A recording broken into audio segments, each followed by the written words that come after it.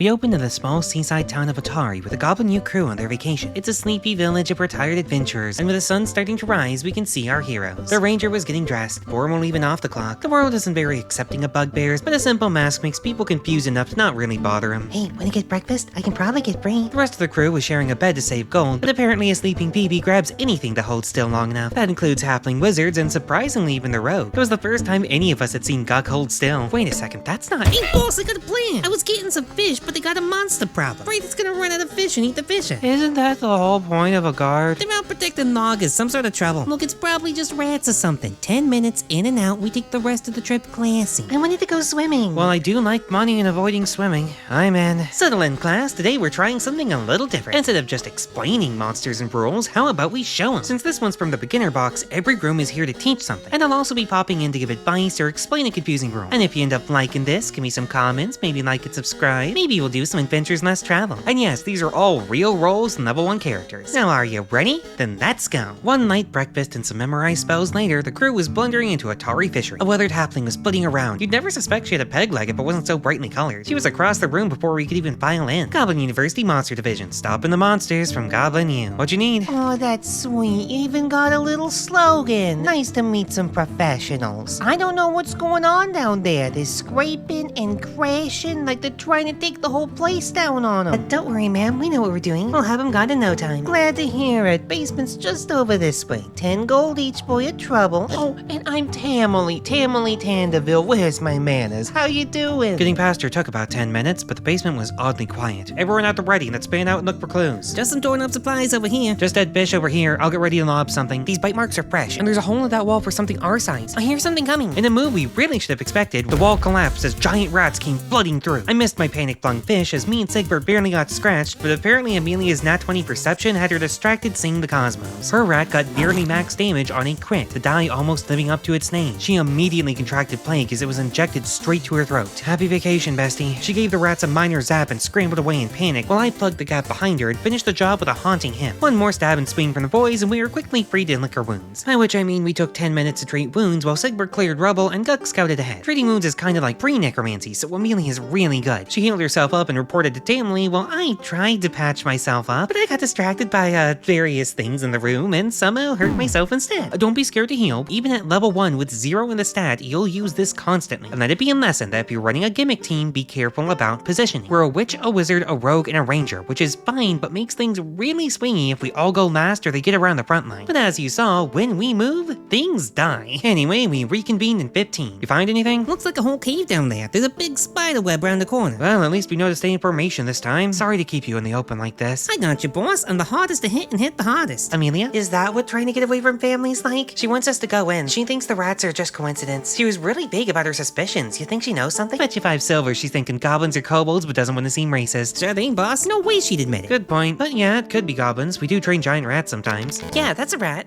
Yeah? Anyway, we slipped through the tunnel to find a small clip into the darkness of a cave. I've seen people struggle with climbing, so to clarify, people climb 10 feet per check as a combat action. Outside combat, most GMs either just want one check or let you go much further. This cave gives you different rules, climbing 5 feet to teach you. A 10-foot drop means it won't punish a character much for falling while still teaching the process. Not that it really matters because you only take damage from a fall of at least 10 feet, so just grab the edge and lower yourself a bit, no problem. Of course, now we're fully out of the basement and Amelia has low night vision but can't see in the dark. We do have torches, but that would give away her position, and the spider room has a glowing fungus, so I guided her within sight of the entryway and we set up an ambush. After a few sync checks, Sigbert saw it lurking in the far corner. He tapped the web, took a shot with his bow, and waited. It fired back with webbing, but with nowhere to hide and only him in sight, it charged. We'd all prepared actions and delayed turns, so when it came over to strike, it was absolutely buried under missed attacks. Guk did scratch it, but this ambush was horrible. Thankfully, Sigbert saved against the venom and we got out with only 3 HP lost, but this was a train wreck. Now while we search the room, I'll point out there's a few ways to beat your average animal encounter. It's usually just after food. That's why we hid and let it think that he was alone and draw it out. We could have tried to run past at half speed thanks to the web, but it would be either right behind us or a threat when leaving and wounded. Now if we hurt it bad enough, it would normally run, but we didn't want that tipping off whatever's in the next room. The adventure says that this one wouldn't because this room's here to teach about saving throws and avoiding bites, but realistically a wounded animal is gonna run. Thinking like this can add wonderful realism, but gauge how much of that your party actually wants and act accordingly. Meanwhile, Amelia and I are slowly creeping through trying to blast away webs bit by bit. Guk pried open something a cod and chitter triggered something I probably don't want to know. This thing had caught a kobold, which means we were probably dealing with a new warrior. On the bright side, it had a sword with a gem in the hilt, worth a couple gold. Also a health potion to add to my collection, as Sigbert declined to patch himself up. If nobody knows you're here, it's good to take your time when you can. You can treat wounds once an hour to heal, so don't be afraid to get that cooldown moving. Despite it being a common homebrew, healer's kits don't run out. While waiting, we discussed our next move. Beyond this cave was a fork in the road. One path was mostly natural, but the floor was smoothed down. The other had a barricade of scrap with blue light pouring through the many cracks. I'm telling you that on the left, that barricade just keeping something out. Yeah, I hear something clattering, and it's way too sharp for a rat, but it's gotta be pretty weak if this can hold it back. Or it doesn't want to come out. Maybe we can just leave it alone. I don't know, boss. If we're gonna be making noise, I would like not knowing what's behind us. So break it down and do what we did last time? That'd make way too much noise. We might get ambushed later. Maybe we could take it apart.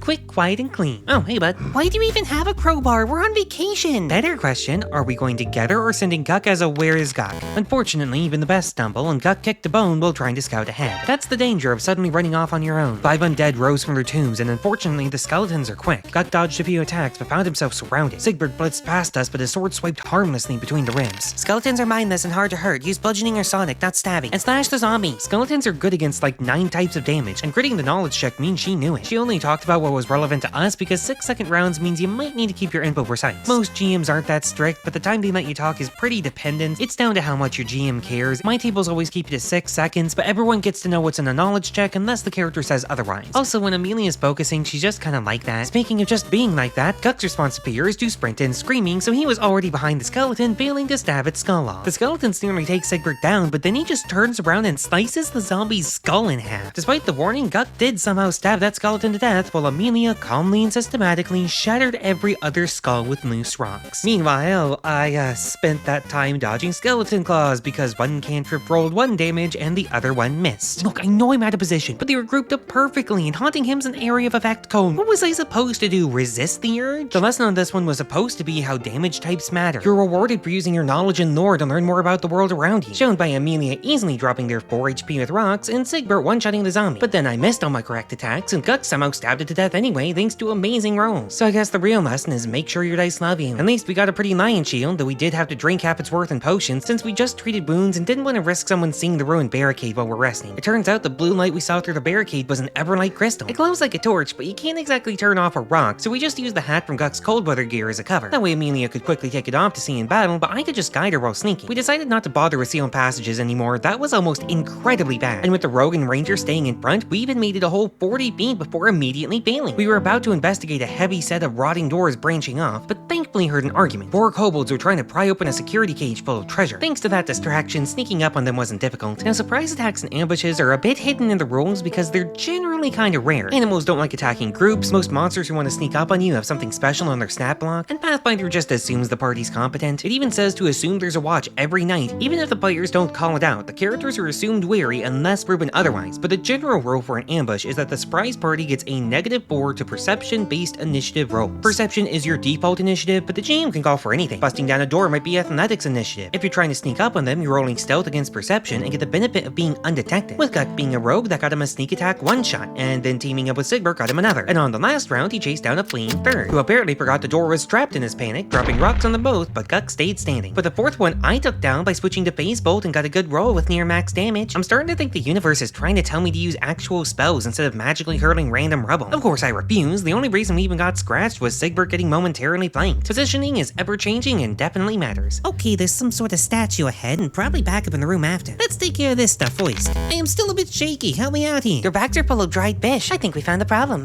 Pretty standard. Thanks, pal. Detect magic's going off, so we gotta have something good in there. We got some scraps, some clothes. Hey, a fancy sword and ring. 200 silver. Hey, that's already half our payment. Wait a second, accounting lord? How is that a Let's thing? check out the room we skipped. The room's rusty hinges opened to a room covered in rock. It turned out to be a shrine to a god nobody knew. The squid statue's tentacles wrapped around half the room to grasp at the altar with a bowl of strangely clear liquid in the sea of decay. All of us immediately decided to let sleeping gods lie and hurried back to the main path. Now technically that's a mistake. This was just a god of the sea and the mold was was just growing on the constant moisture they were admitting. That was health potions with extra benefit, but how about we avoid the attention of unknown gods? Amelia is the only one with religion and she got an 8. We thought it was Cthulhu. The next room had a statue of a person with a working set of scales and 9 coins. Classic. 3 on each side if they're even. Hold on, I am not moving on from this. Why do you have accounting lore? Hey, there's treasure. But I hear something. Quiet. A few cracks in the stonework let in beams of light and apparently sound from the next room. Though this room held a beautiful emerald, a spell scroll I immediately snatched, and what Sigbert mimed was about 7 gold worth of silver and copper. I'm not denying its usefulness, just why is it so hyper-specific? Anyway, we retreated back to the statue on Guck's signal for a debriefing. Boss, this ain't good. The plan is something with the town, and I know that tone. Probably a raid or voice. I guess while the town guard's out, but even still, they won't get barred. They got some sort of monster locked up, and once they got a team, it don't sound good. A patron. Fade, dragon, elemental. Okay, we need to find out what this is. At least the actual kobolds have been the least threatening thing so far. Besides, Guck can find their traps. I doubt anyone else is better equipped, and whatever it is, if they've captured it, it's probably young. Oh yeah, boss, I turned the traps on in the next room. How and why? I found a level when I was checking for traps. Knew you wouldn't check a chest in a treasure room, we rely on that. That's mean. But it didn't control the chest, it's hooked up to something in the next room. Something they think is off. You two stay back while we figure out what. You think they'll actually trigger it? We live around traps all day. If it's off, we don't really think about it. Hate to turn it on them, but Once we were in position, Guck kicked in the door and wasn't able to tell where the trigger was, so he ducked behind an adjacent pillar to move as little as possible. Amelia stopped the only one she could see from the doorway with a cantrip, and the kobolds rushed to block the stairway in the next room. Click goes the trap trigger, and down goes a warrior. The other dodged a spear, but not Sigbert, and the trap setter was just tanky. Not that it really mattered, because at the end of the turn order, my loyalty to telekinetic projectile was finally rewarded with a crit. I chucked one of the defender's spears right through him. The victory! after we brought him to like 5 I've hit like one attack all day, let me have this. I had Guck turn the trap back off before we accidentally tripped it ourselves, and with that confidence I marched right up and learned the kobold was a trap setter. I mean, no one had line of sight when they laid the trap, and I was flushed with victory, and woke up with Guck pouring a health potion down my throat. Remember, I never successfully healed, so it's a good thing I never leave home without one. You good, boss? I'm good. I hate it when traps aren't mine. Anything good on them? Trouble.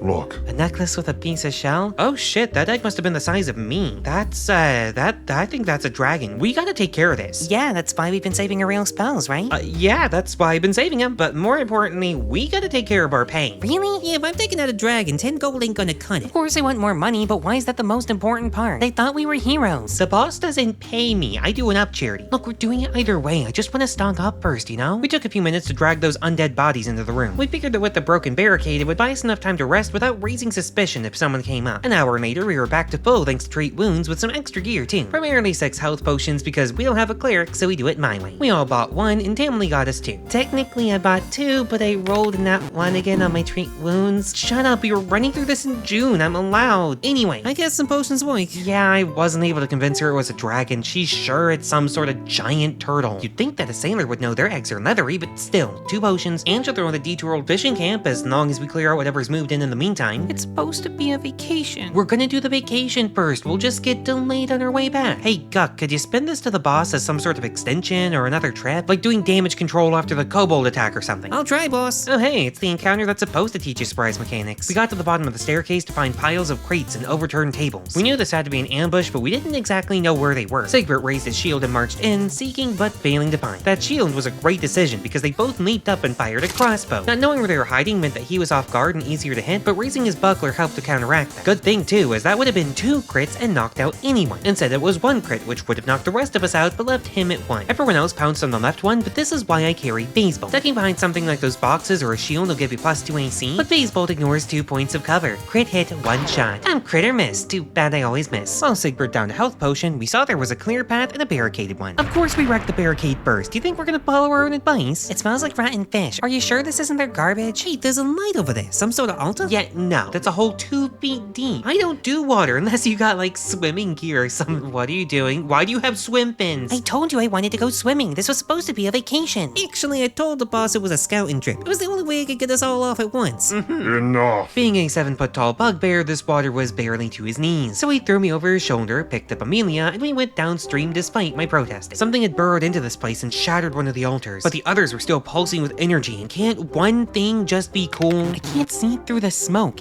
Is that a fire frog? Oh, no. I'm not doing it again. Get rid of it before people find out I missed one. What? No, it's a cinder rat. It's weak to cold and water. It's probably starved. Oh, look, I'm bad with elementals. Regardless, Guk apparently took that to heart, diving into the smoke cloud and critting it hard. Sigbert dumped me off his shoulder while letting Amelia down, drew his weapon, and ran to join the fight. Unfortunately, today we learned one of the most horrifying combinations around. These things deal persistent damage every round by setting you on fire, and it crit him back for 14 out of 13 health. He's now dying, 4 fails and he's gone, but taking damage is an automatic failure. Stabilizing won't help because the fire will bring him back under wounded. Thankfully, the real reason I hadn't used a spell yet was too much focus on utility. Sprint fetch drags up to 2 willing creatures to your side. I got dumped in the water, so I dragged him in there too, putting him out. I got a potion ready for next round, and he would need it. Sigbert took a heavy hit and caught on fire, the fumes making him sick, but he stood his ground. Gravity hammer, hunter's prey, two-handing his sword. He threw every trick he had into a devastating, dropped it to 10, half its health, not enough. So Amelia and I launched Guk's fallen sword, combining to pierce straight through in an explosion of ember. We had back-to-back turns and I crit. We can do a cool combo kill. Sigbert patted himself out and retched to the toxic fumes as Amelia and I dragged Guk to shore. Thanks, boss. Anytime, bud. I'll leave the stitching to you, Emil. You're great at this. Thanks.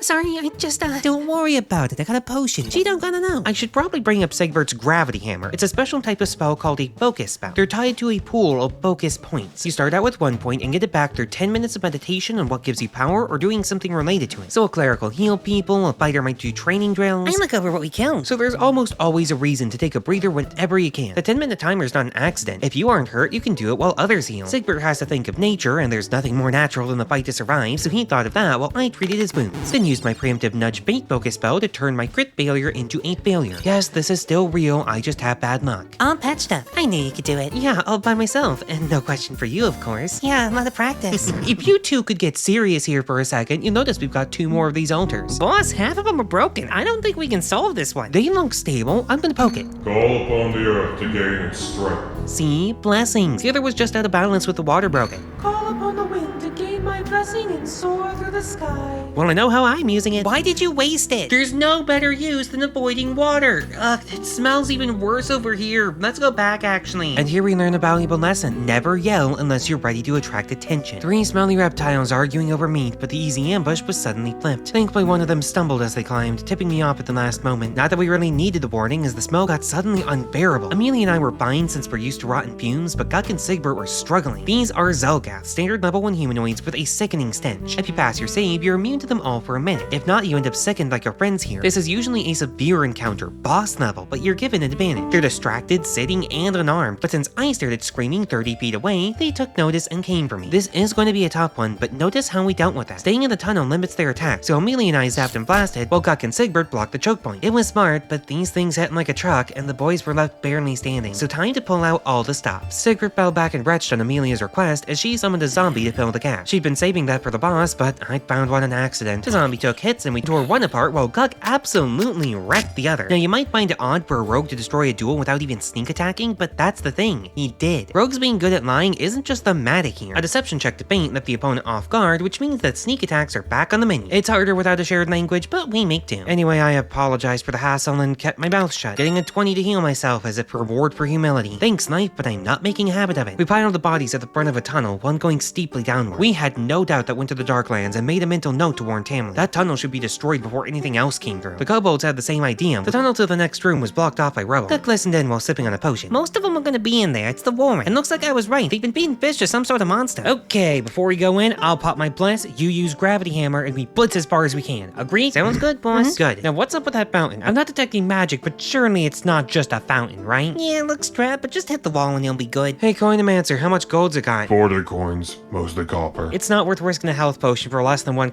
Wait a second. You didn't roll a counting lore that time. Why'd you do it the other times? Were you just messing with me? Boss, I can just jump over the trigger. I can grab it on the way out. We good? Fine, yeah, on my mark. While we're buffing, I'll break from the script for a second to explain what this trap is supposed to do. It basically turns into an immobile enemy with damaging blasts of water. Once activated, it blasts a person, a corner, half the room, or the whole room at random. It does this until the 3 corner mechanisms are smashed or disabled. This is your introduction to complex traps. It's a whole puzzle encounter by itself, but I recommend being clear or even even heavy-handed on how to stop it. Though a clever group might just run through or break down the rubble in the Zolgath room. Anyway, Sigbert and I ran into the room of kobolds who were relaxing and eating, immediately killing one with a fork and embedding a bastard sword into the table. The people eating missed their attacks, and the ones who were sleeping had to stand and grab their weapons as action. They were still running over when Guck bolted over the table to shank one, and Amelia and Sigbert finished another, thanks to my blessing, of course. A lucky high roll on haunting him, and the one remaining kobold grabbed a bottle of oil, turned around to throw, and immediately fell to his knees in horror to beg for his life. Guck ran up and gave him 10 seconds to say something useful or die. The intimidation check actually failed, but you start every session with something called a hero point. You can spend one to reroll a check, or all of them to instantly stabilize when dying. You start every session with exactly one, so you should always use them, but honestly most of us just save them for dying. Guck didn't though, and just barely got that 20. Boss is a caster and dragon after. We got about 20 seconds. Breach! I was referring to our buffing spells, but most importantly Bless. Bless and Bane are counterpart spells. Plus or -1 to friends or foes around you. They last a minute and you don't need to sustain them, but if you do, the radius gets bigger. That doesn't sound like much, but remember the Pathfinder crits are going above or below their AC by 10. That's an extra 5% chance for everyone to hit and crit, or for them to fail. I love them, especially Bless, since it always works. It's an underrated set of spells, and even more now that it's been buffed to 10 feet per action. If you can spare a turn or two before battle, they're a perfect set and forget. I'd been using spare actions on it, so it was already 40 feet big, and I wanted to go while we could stack that with Sigbert's damage buff. This next room was finally the boss and guards. Sigbert got grazed as we sprinted in while calling out the boss as its next kill. Amelia and I missed the guards, but they didn't miss their retaliation. The boss didn't either, but that's cheating. Force Barrage is weak, but it can't miss. Now it took a few rounds and I nearly got taken out, but the three of us brought down the guards with the help of my bless. In those 2 fights, it actually helped out 3 times. It's pretty unlikely statistically, but that's a lot of extra damage from a first level spell. It also made people happy because they got to roll damage, and isn't that the real victory? No, the real victory was taking out the boss. I'll be honest, I wasn't really sure about his plan. Focusing the caster is usually the right play, but those guards were just like the ones that almost wrecked us earlier. But then he crit with all our buffs active and decapitated the boss in one swing. It's pretty hard to argue with those results. Anyway, with the boss defeated, the adventure points out that we have enough experience to level. We actually got enough from that rent brigade in the main chamber, but one, I don't care what the book says, that boss totally saw that. He's facing that direction 60 feet away with an open corridor, and Amelia had the crystal out. Those would have come in real quick if we didn't have training wheels on for the beginner box. Also too, and this is a personal choice, but I don't like doing level ups until after a rest. Now all that said, it highly recommends you level them up, and for good reason. There's only one room left, the dragon. We've got 1 spell between us and 2 of us are wounded. Dragons are generally tough for their level, and that thing's level 4. Its breath weapon on average will one-shot a level 1 character. The adventure even gives advice for if they leave now. The dragon's optional. However, I do like a challenge, so we're gonna do things a little bit different. The party leveled up and got their new resources, but didn't regain it. So we got more health and new spells and such, but we're still down what we used up. At least we got some loot. A lot of it was stolen trinkets, but there was also some useful things like health potions, an instant ladder, a wand of healing, and a smoking sword. But most of all, we had a plan. Once we were rested and buffed up, Amelia used a summon animal scroll I picked up in town. She can improve summons as part of her wizard school, and we could sneak behind it. We figured it was probably used to eating dire rats given the ones that attacked earlier, so perfect bait. And thanks to glowing mushrooms covering the room, we wouldn't even need a torch. 2 of us rolled natural 1 for stealth. On the bright side, I immediately recognized it as a baby horn dragon. I yelled to throw anything at it, just don't move if it's close. 19 poison damage straight to the face, brought me to 1. Now the good news is it was just me. The book calls out that it's too young to realize it should wait to line up the best shot. We also did massive damage in response, but more bad news, it rolled a nat 1 and critically failed its check against Amelia's spell. Now that might sound like it should be good news, but she'd been saving a fear spell this whole time. She figured it'd be great to reduce its saves and AC, but unfortunately this meant it was going to flee. And given she'd already sustained her summon, she couldn't move to chase it into the dungeon. This thing was supposed to be young and cocky and fight to the death and not use tactics because it didn't know it. But now it was accidentally gonna do the right thing. It was about to flee back out into the wild, and this thing was absurdly fast. I was wanting to show you all the cool things a dragon can do, but now I need to stop it from running away and killing us all in our sleep. So I took a gamble, one that a 2.5 foot 0 strength goblin really shouldn't, but we didn't have a choice. The DC for grappling was down to 18 thanks to fear, 16 with Guck blinking, roll 15, nudge bait 16, missed a point blank cantrip, but that's fine. I don't sound excited because if it gets free, this was all pointless. It can go further in 1 action than any of us can in 3. First try, it rolls a 6. I hold it in place. An 8 means that you should be free, but bright in 3 sucks to suck. And on the final try,